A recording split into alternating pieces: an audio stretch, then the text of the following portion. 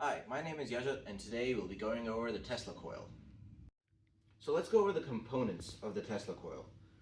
The first component is a transformer. So the step-up transformer, what it does is it steps up the voltage. It increases the voltage through more turns in the coil on the secondary circuit.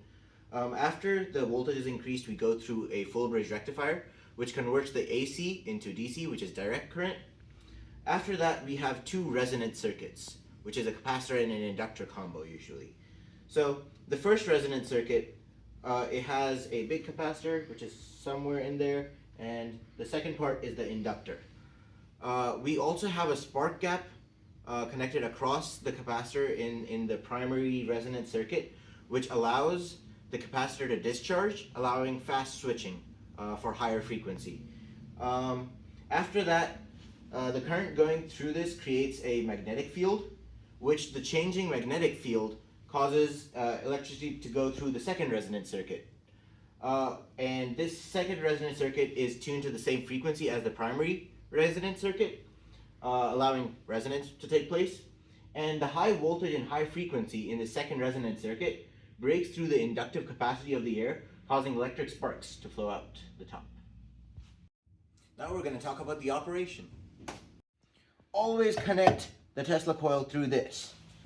This port goes here, which leads into this going here, and then this into the extension strip or power socket. Do not connect the Tesla coil to the socket directly. So here are some of the components that might currently be causing some faults in the circuit. These are the IGBT pins in heat sinks. They do the function of the spark gap in the modern circuit. So currently, some of the issues we might have had with them was loose connections or them not being rated correctly for the voltage or electricity that goes through them. For this, we have changed from these connectors to directly putting them in the screws. Other than that, something that might be at fault here is electrical rating of these components. The second component that might be causing some faults is the full bridge rectifier, which could be the soldering over here. As you can see, is not the greatest, mostly because of the board. The board does not have the best contacts, causing some components to not have the best connections.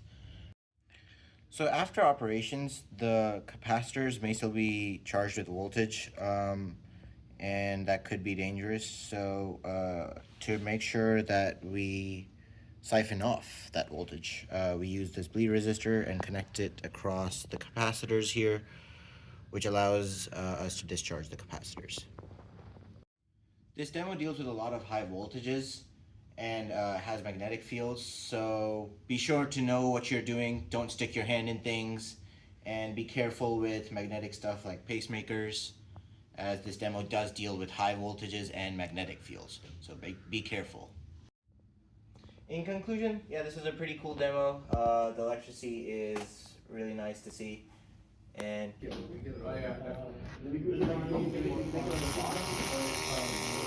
it's the day before the festival.